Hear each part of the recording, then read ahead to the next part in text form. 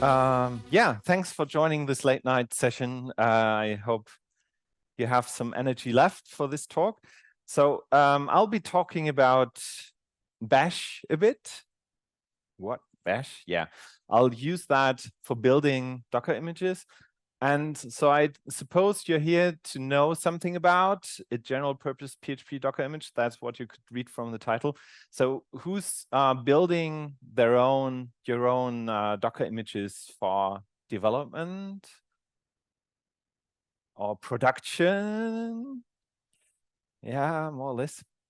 So what I would like to do is give you some insight in some real world Docker image, how I build that, what it's composed of, and some best practices. I mean, I'm also just a developer, but I do that for some time. So it's always nice to see someone else's approach. And I don't say that my approach is the best one, but it is one which worked for quite some time. And yeah, I'm quite old, so I'm creating software since 1985, which means in 2 years, that's 40 years of development. I started with at the age of 9 and doing PHP, but at these conferences, I usually am asked to do something about Docker or Kubernetes or something else. And I do that. On the one hand, what I do is in an open source project called Neos. I'm active, and there's another long-term team member, Sebastian, here, and we'll have a talk tomorrow about the new content repository of Neos, which you can use without Neos as well. So that's my PHP side. And then I also have a cloud side and a Docker side, and that is that my company also provides a platform as a service for Neos. So that's what I draw my experience from working with Docker and so on. So that's my background. Okay. So if you have any questions, just shout it in between. I'll try to keep you awake as much as I can. I'll watch you and see who falls asleep and then try to address that. All right. So it's about the PHP image for development and production. And first of all, there are different ways to use Docker images. For example, you could have an image for development which is much more capable, has lots of tools which you need during development. For example, DDEV is taking that approach, that you have a web image which has SSH and all kinds of tools which you need during development. So that's also a very nice approach.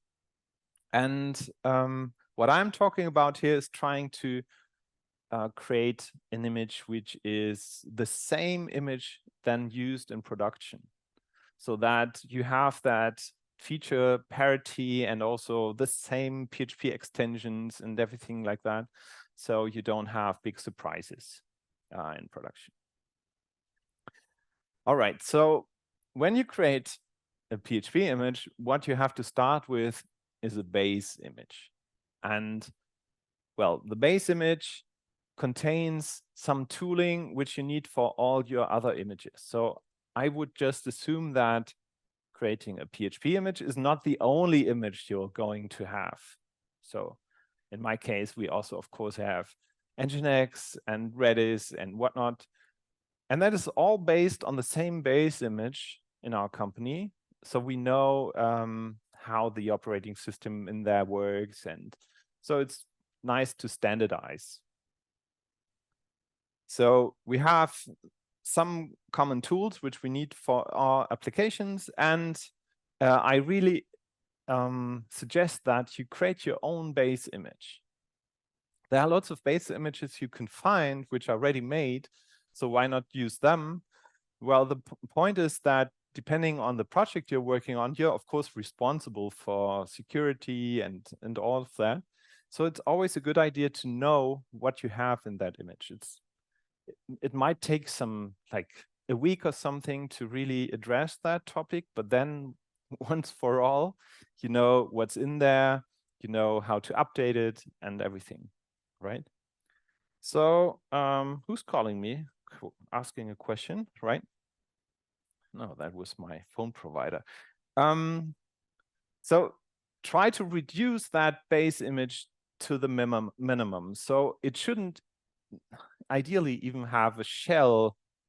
So it only should have the bare minimum you need for every other image you are going to produce. I mean, sometimes for local debugging, you might want to have this or that tool, like, I don't know, Midnight Commander or whatnot, or FTP or so. Don't put it into your base image.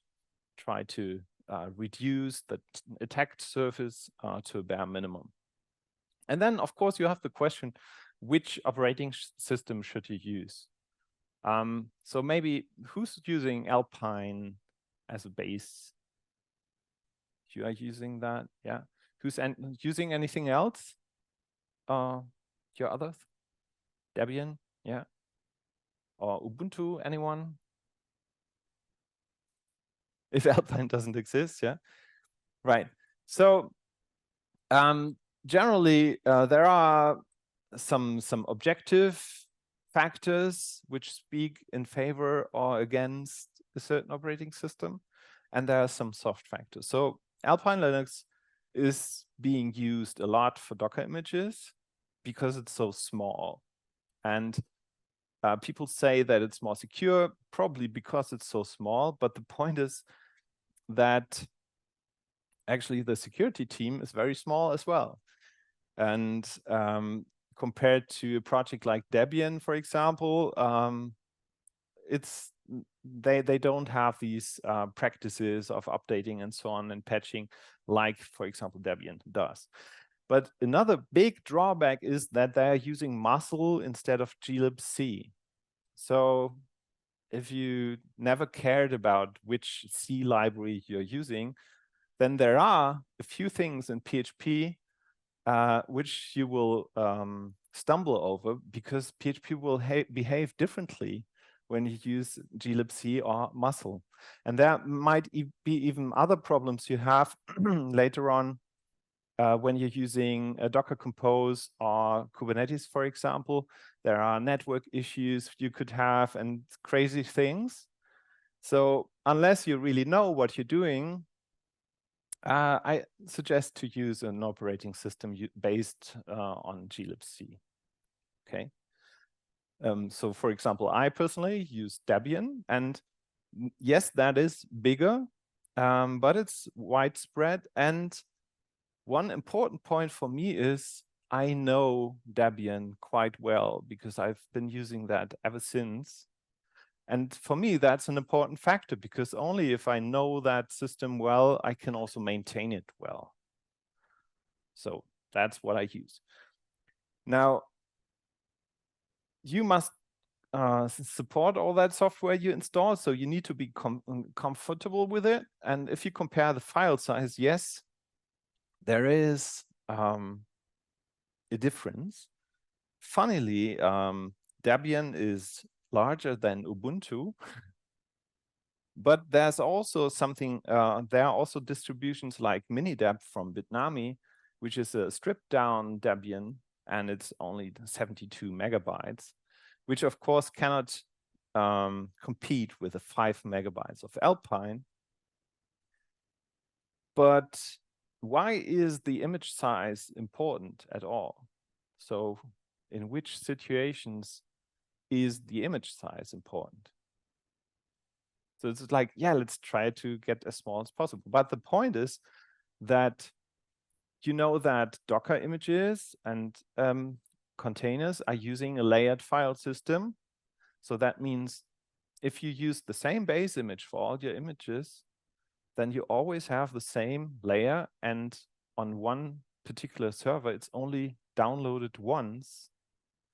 So all these images you produce share the same base image, and then it doesn't really matter if it's 50 megabytes more or less, because it's only, and 50 megabytes, that's one image, one picture you probably have in your web application. So in practice, I have to say, for example, in Kubernetes, where you have different download policies, for example, you could say, if it's already present, then don't download it again. And in that case, you only have the image once downloaded, and the size doesn't really matter. Okay. Now, if you want to know why your produced image got so large, there's a nice tool called Dive, which you just download, and it's a command line tool. And then you can open your image and see all the different layers and see which files are in which layer and how much size, which size they have. By that, you can tune your generated images nice to a smaller size. Because very often when you create an image, you have some temporary files which are only needed during the image build, and they might end up in your image and you don't even notice. And then your image gets large and you have a hard time finding it. And with a tool like that, you can find the file which makes it big. Okay, as I said, cheers, Bash, yeah. I'm a PHP programmer or user and not a Bash developer. So who's very comfortable with Bash? Who can program in Bash? Whoever wrote a Bash function? More, yeah. So that's funny. Those people who were not comfortable with Bash, but they did write a function. Okay. I tried to learn a bit of Bash so that I could structure my build scripts a bit more like what I was used to developing in PHP. So that was really my problem. I write pretty clean code in PHP, and then you create that mess of a Bash script which creates your image. Yes, Sebastian. No. ChatGPT, no. Yeah, no, I just did some trial and error. So I'll show you some Bash I produced. I'm not a Bash expert. Don't ask me too much about it, but you see that it is possible to create some nicely structured Bash scripts. All right, so let's create a base image before we create the PHP image. I hope you can read the essential things here. So this is a Docker file, and I'm creating a new image based on the mini-deb image from Bitnami. And now, kind of best practice I developed for myself is that I have a directory called root files, and everything in there should be copied into the image. So I do that with all my images. So that means you see here, copy root files into the main directory of the image. That's what I do. And then I run a build script, which builds whatever should go into that image. I define the entry point. That means when I start the container, which script should be called. And I define a default command. So again, if anything is unclear later on also, just ask me right away.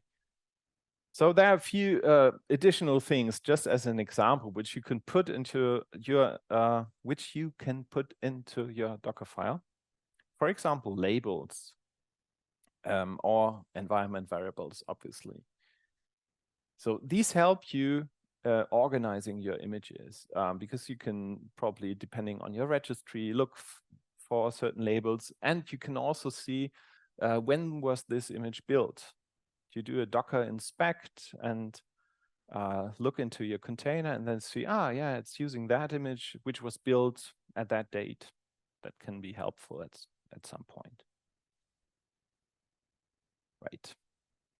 And another thing I'm doing, because I'm using a lot of Bash, I created a little library, an image which contains a few Bash helpers. You will find the links later on which point to GitHub. So I just copy that into a lib directory here. So I have these scripts available, and you see right away what I use that for. So here's the build script for our Hello World base image. So in the beginning, you see that I kind of include these other bash helper scripts. And you see the dot there. That means that you source these files. That means just load it into the current context of your bash script, right? It's basically like an include in PHP, more or less. And then I set the error handling. And that's also important. I want these build scripts to fail if something happens. If there's an exit code of unequal 0, then the whole script will fail. And another thing is here, you see the set no unset. That means that if you're using an environment variable which was not exported before, which doesn't exist, you'll also get an error. So that helps you finding some bugs in your scripts.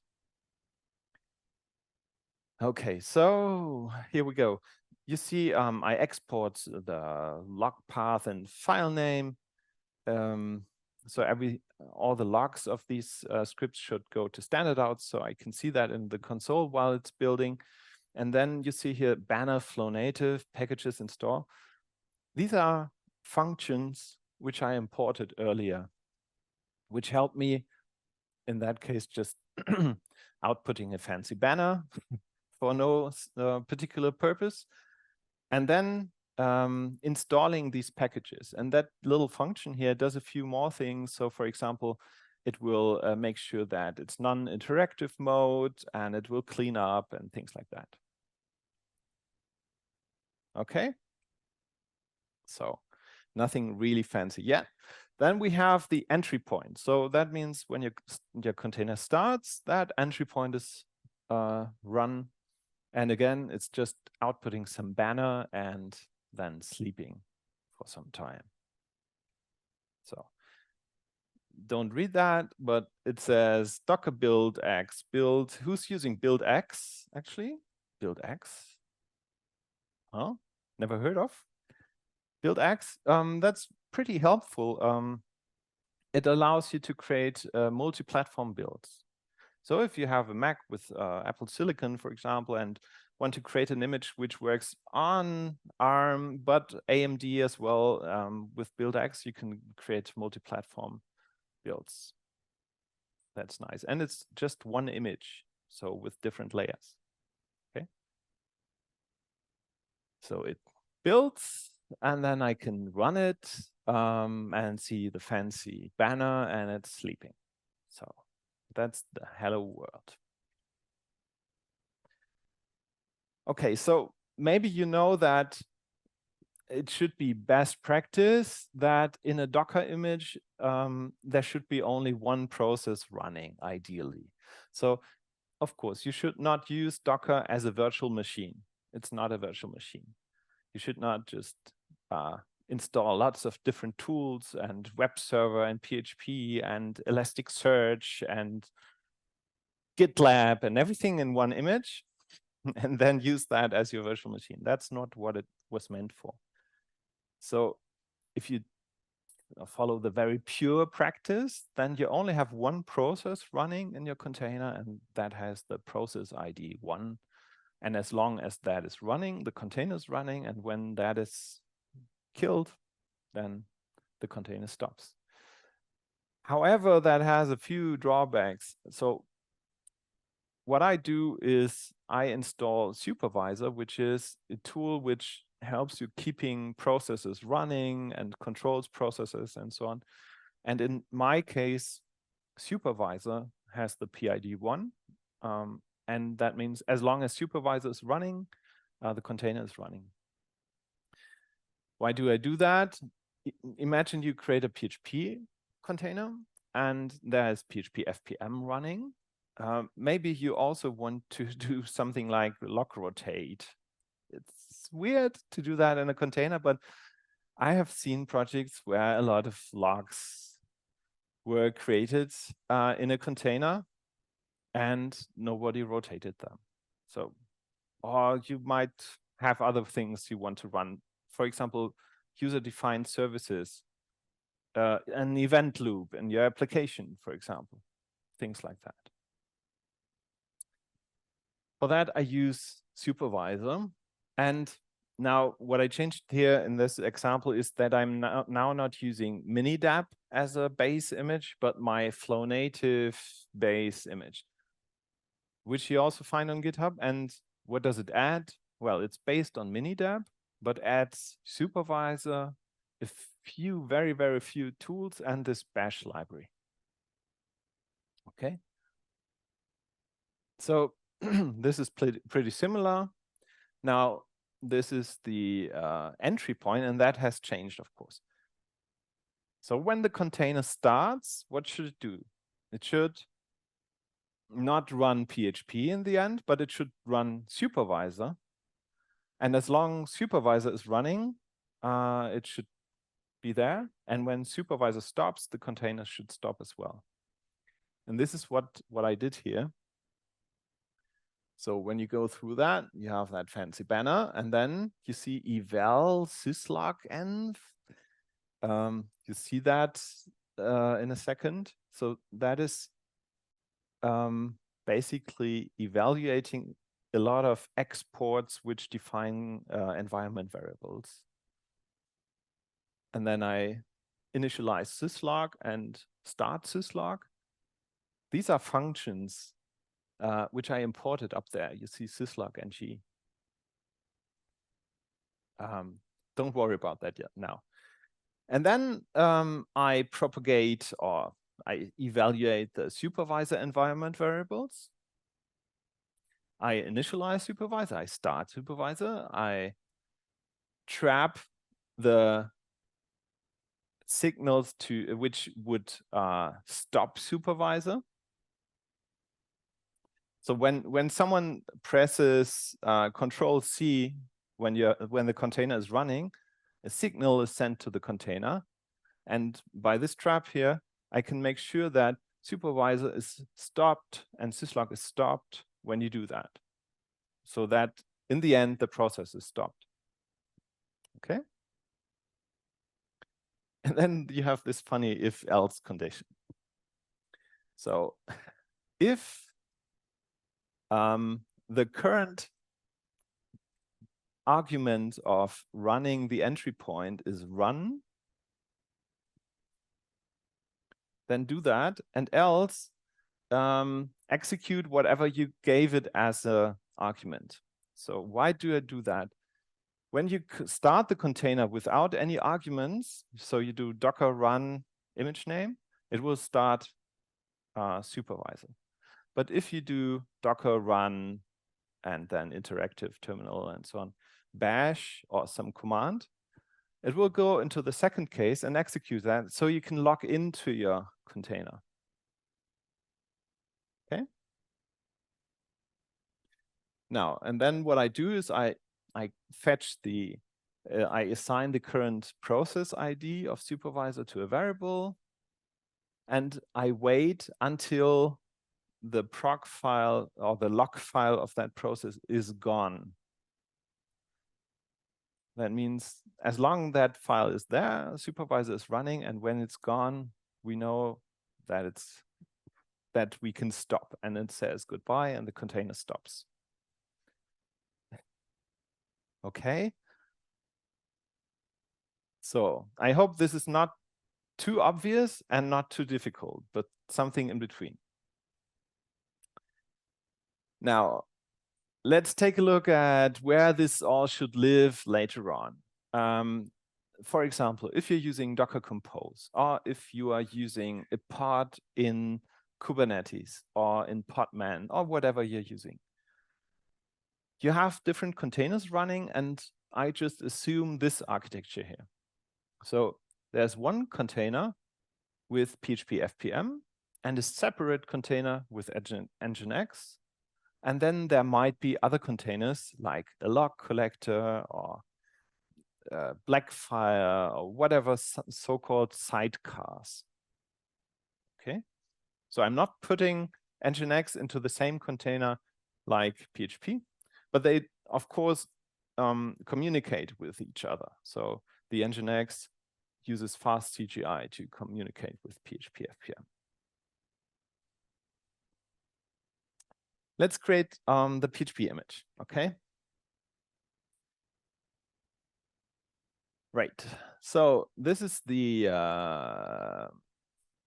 Docker file again. What has changed? We're still based on that same base image. And now I changed the user context. So my Flow Native base image is configured to be run as user 1000, which is an unprivileged user. But in order to, for example, install new packages during this build run here, we must be root. And so this is what I do. I switch to root, then call the build init, build clean, and then switch back to user 1000 and expose the ports I need for PHP FPM. And then I'm basically done. Okay. So when you look into the build script, now there, of course, we need a lot more code to produce the actual PHP image. Still can read that from behind? No. Should I read it line by line? No. Actually, what's in there? There are functions. One is called build create directories. Could you imagine what it does? Creates directories. And then there's another function, build adjust permissions.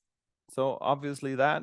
And very down at the bottom, you see a case, which means if this is called with the parameter init, then call that functions. And when it's called with clean, then do that.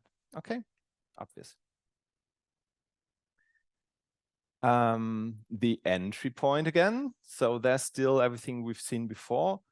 And what we added now should be, no, it's no PHP. Oh, sorry, I have to skip that. Nothing added there. Now, if we run that, it still doesn't do anything useful, but you can see at least that it's running supervisor. And when I call it with a parameter bash, for example, I can actually log in to that. And there you see, I have no name. That's the user 1000, which has no name. And then you can do something like supervisor control status. And you see, in this case, there's some lock rotate running. So that's no PHP yet, but you know, supervisor is running in there. Back to our build script. Now, this is a bit bigger. You might have a chance to read that. This is the main routine again. So you have init. Now we have prepare, build, and clean. So I did that a bit like in a make file or something like that. So you create directories. And then in the prepare part, now this is interesting probably. You see packages install. And as a parameter, you've seen previously, they are just a list of package names separated by spaces. And I don't put them directly in here, but it's the result of a function call. So I install the packages from the function get runtime packages and then get build packages. Then it compiles PHP. And then in the end, I do packages remove and remove the build packages and remove the unnecessary packages and remove docs and caches and do build clean. So that are all just function calls. You don't know what's happening internally there, but at least you get an overview of what's happening in this build script. This is, for example, how the get build packages function looks like. It's basically just echoing a list of package names. And this is what get runtime packages looks like. So the build packages we only need for build. The runtime packages need to stay in the image. We need them later on for PHP, okay? And the unnecessary package list is very short in this case. It's just CMake. You don't want to have CMake in your Docker image. Anyone attacking you and getting some access to your Docker image will be very happy to have CMake. You don't want build tools in general in your Docker images. Okay, so that again, this is where I use it. Now let's compile PHP. Who's compiling PHP? Oh, actually, I have to say, I mean, I'm a PHP user. I'm not familiar so much with C, or not. I'm not at all familiar with C, and so compiling PHP was for a very long time was like a miracle for me, and I didn't know really what's happening there. But it's not so scary. It's with a lot of trial and error you get there, and it will compile. And I think it's worth it compiling it yourself, because again, you have a lot of control over what goes into your PHP image. You need a certain extension nobody else needs, you can just compile that in. Or you can also get rid of all the other extensions you don't need, which again reduces the attack surface of your application. So this is how you, now how I compile PHP. And you can read that in the slides if you're interested afterwards, right? But basically, I'm downloading the source code. And again, it helps using something like this little bash library I created. There's a function called with backoff, which allows you to call something. And if it fails, it tries again and then sleeps some time and tries again and sleeps some longer time and tries again, you know? And that's very helpful, because if you have in your build pipeline, you have some network connectivity problem and it cannot download the source, then in this case, it will retry. Then you have the source, it will unpack the source, and then it calls the build conf script, which is included, generating the build configuration. And that's about this screen. And in this screen here, no, in this screen here, you configure. So you always do configure and then build. Okay, so you configure with a list of all the extensions you want to enable or disable and which paths are needed for certain extensions. That's what you have to find out yourself, like which extensions do you need. And then the actual compiling is just make and make install. And then make clean. And then you have some PHP compiled. Now, as a side note, yeah.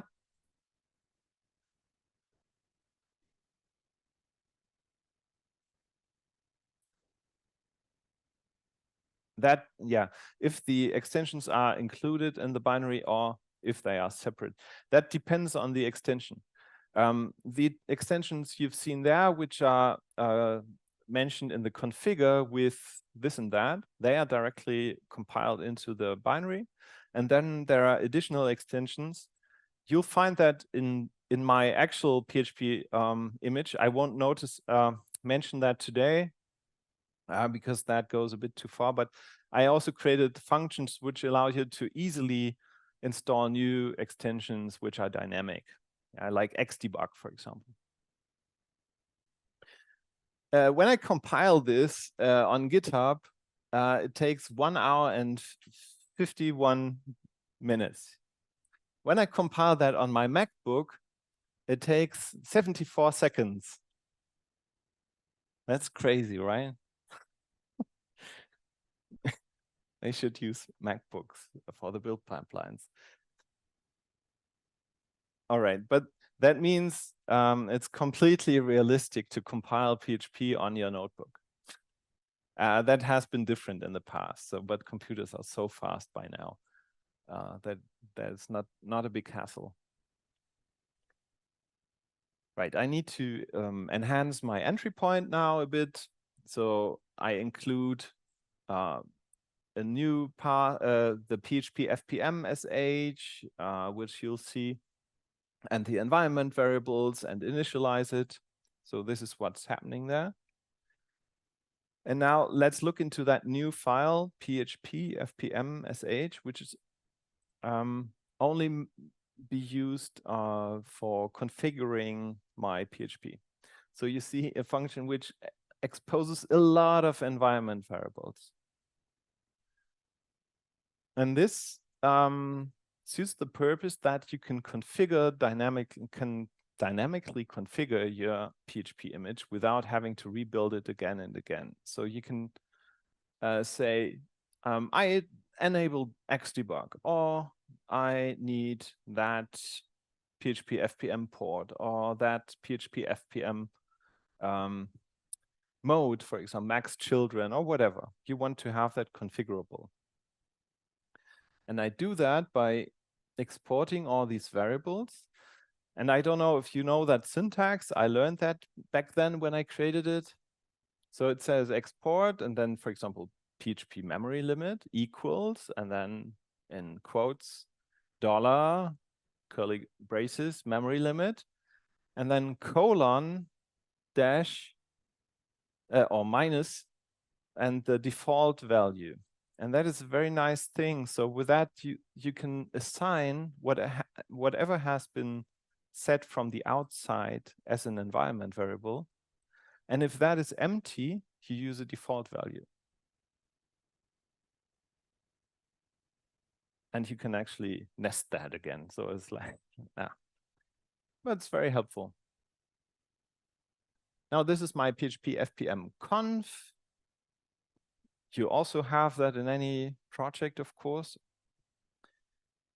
Now, of course, I also want to have things being configured there, and I want to use environment variables for that.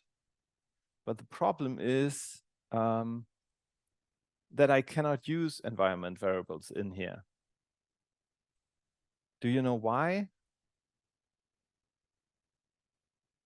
I mean, let's say PHP FPM would support environment variables at this case and would replace it itself, yeah?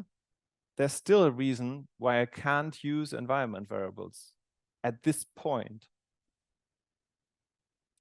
The point is PHP FPM is started as a process, but it doesn't have a shell. It doesn't have any environment variables. Okay? So how do you solve that? Well, I solved it by just saying when I build this, when I run this, when I initialize the container, I replace these values, these variables by the actual values from outside in the entry point. It looks like this. So you see there's a function called PHP FPM initialize. And then you see there's a tool called env-subst, and there are different other tools who do something similar. But it's basically taking in some file and then substitutes all the environment variables, which means like everything with dollar, curly braces, uppercase characters by the actual current environment variables. And then I write it again to another file. So I just do that when the container starts. I take the actual environment variables, write the file, and then it's done. If anybody knows a more elegant way, but that's how it works for me. All right. So we have all the configuration now in place for PHP. We compiled PHP, but now it also needs to be started somehow. And as I said, I'm using supervisor for that, which is a tool for keeping processes running. And this is the configuration for a supervisor process. So I only have to put that into a certain directory. In this case, it's opt flow native supervisor etc confd and then some file. And by that, I define there's a process I want you to start. The command is the following, and it should be auto-started right when the container started. And when it crashes, it should be restarted again. Okay.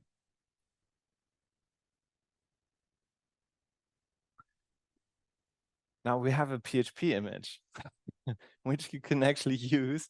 Now, how to use that in your project? I just made a very small Docker Compose example, so you can actually try that out if you like. So I use two services, a web server and a PHP container.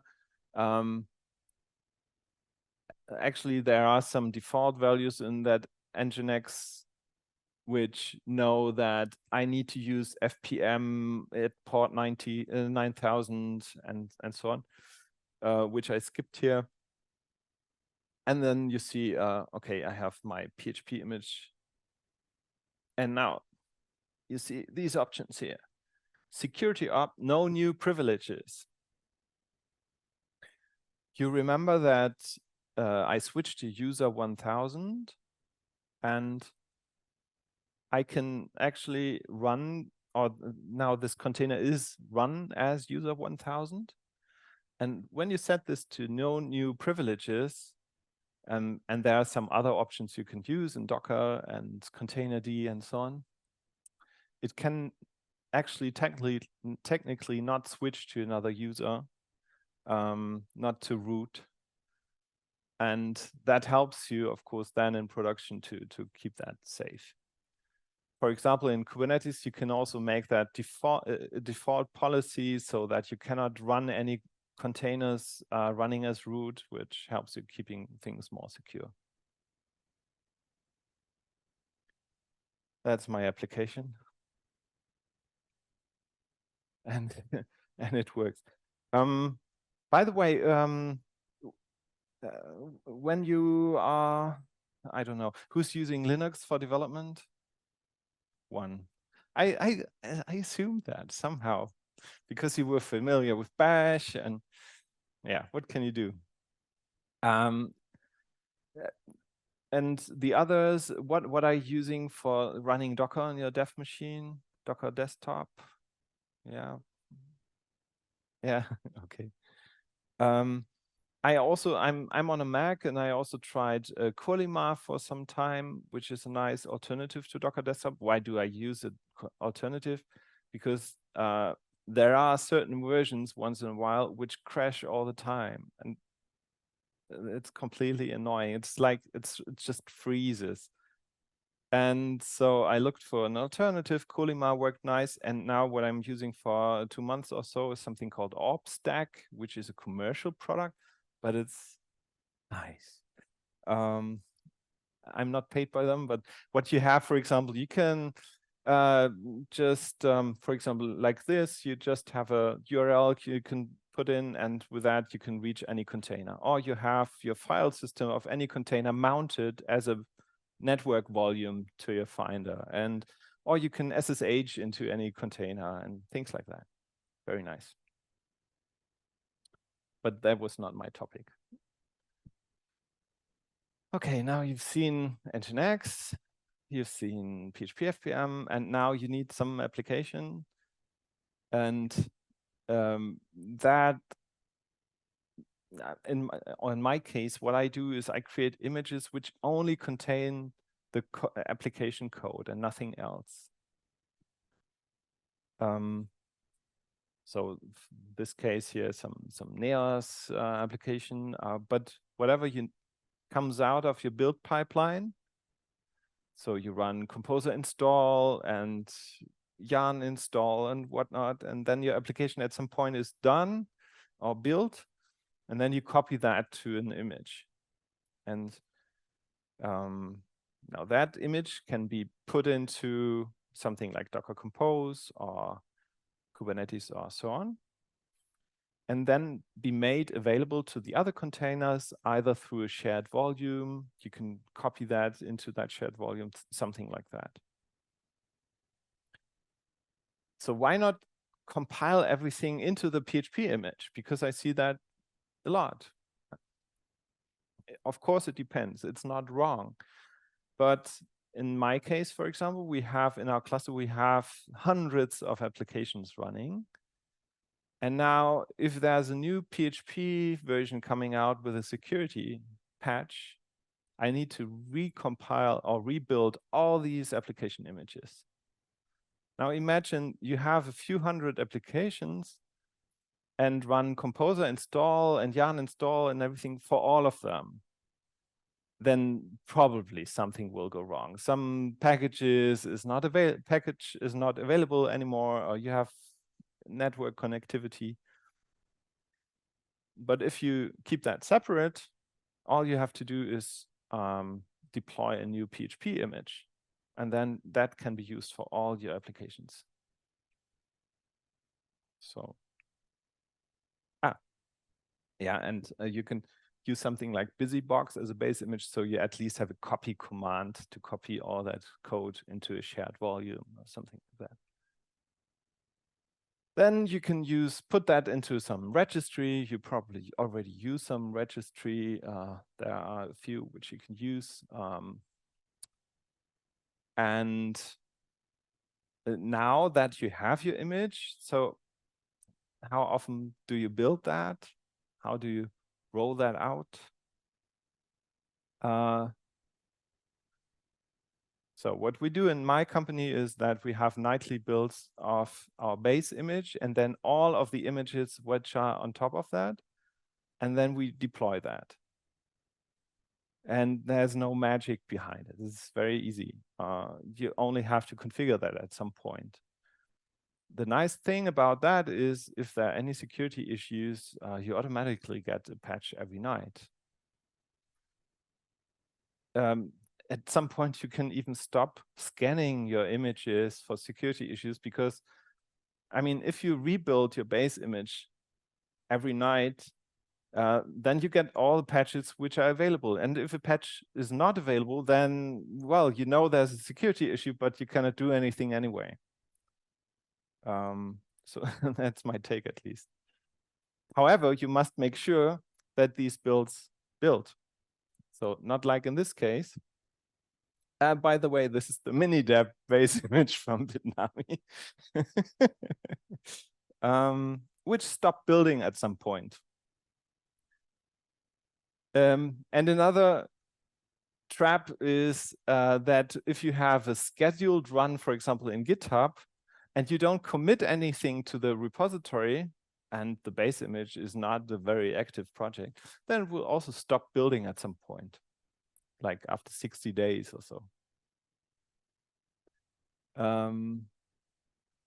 So what I did for that are two things. First thing is I have a cron job which commits something every month.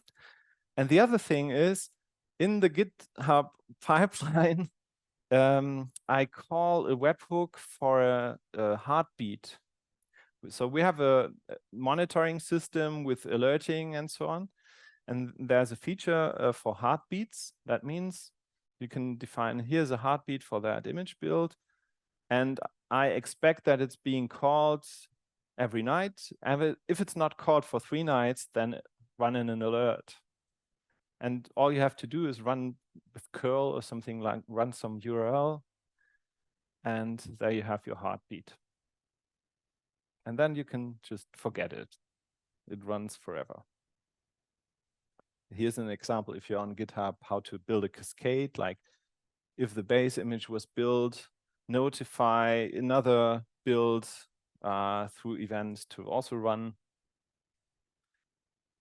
And finally, some words about image security. I mentioned that a bit already, but again, don't run as root. Go through all your images you're using and make sure that they are not running as root. And if you think there are applications which only can run as root, I would show you that it's not true, and it's all possible. Actually, every application I've seen can be run as not root. or shouldn't be containerized.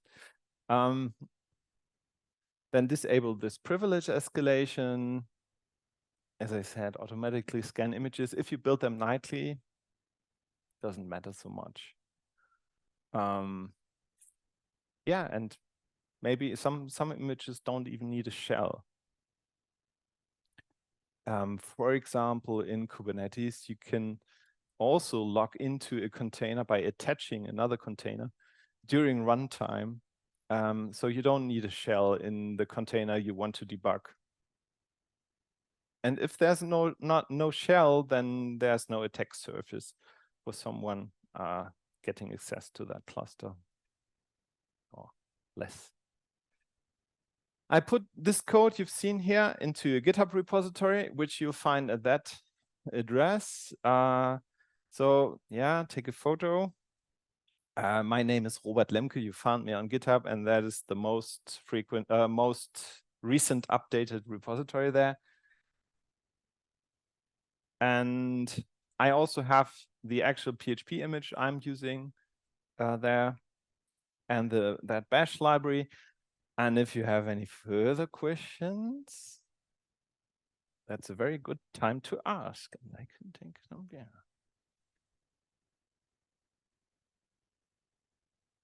I've seen nobody sleeping. That's, yes. I know how hard it is to sit there. Yes, please.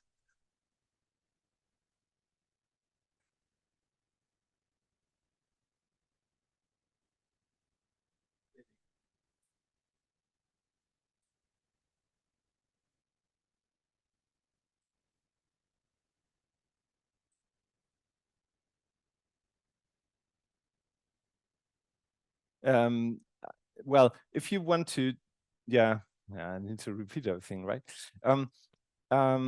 So if you would run PHP FPM based on a shell with PHP-C, then you would have to do that as a command in supervisor.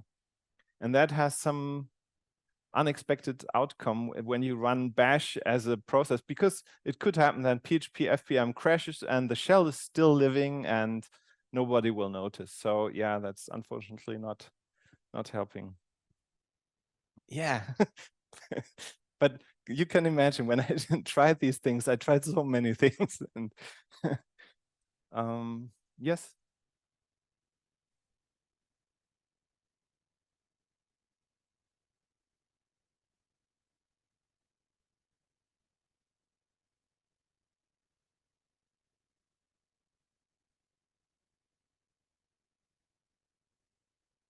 Yes, it's also an image I use for local development.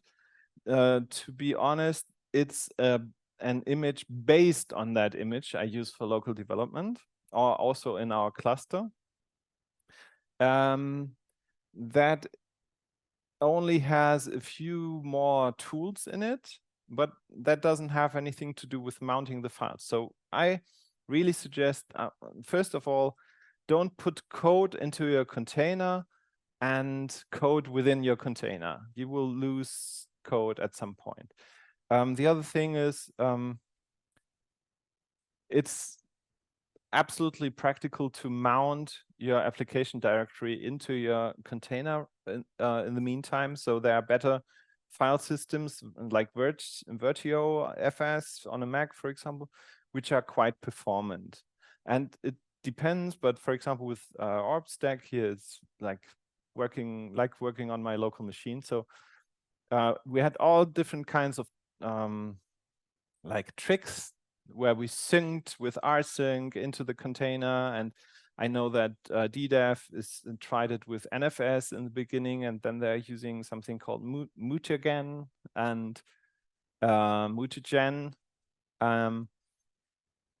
From my experience, it's not necessary anymore. So I just mount my file directory into that, because all the syncing has the drawback that if you do big changes, like changing your Git branch or something, then there might be sync errors, and you're looking for an hour, like what's wrong in your application, and all the problem was just a sync problem. So yeah.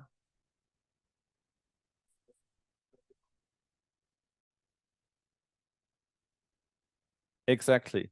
I think it was even in my, was it? Docker Compose. No, it's in the Docker Compose. I just mounted the directory.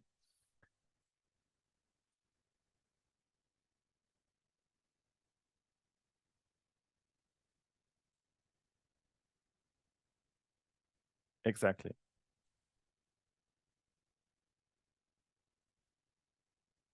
Yes, I would create an image on top which has a few tools, like for example, curl would be helpful or something like that, or xdebug, but don't add additional extensions or something. Then of course you're running into trouble. But yeah, additional tooling makes sense. Okay. So I take the applause from my neighbor. Thanks a lot for and if you're here tomorrow, I'd be happy to see you in the talk about the content repository. And if you meet me somewhere, I love to chat. It's the reason why I'm here at the conference talking to people, and that makes me happy. Thanks.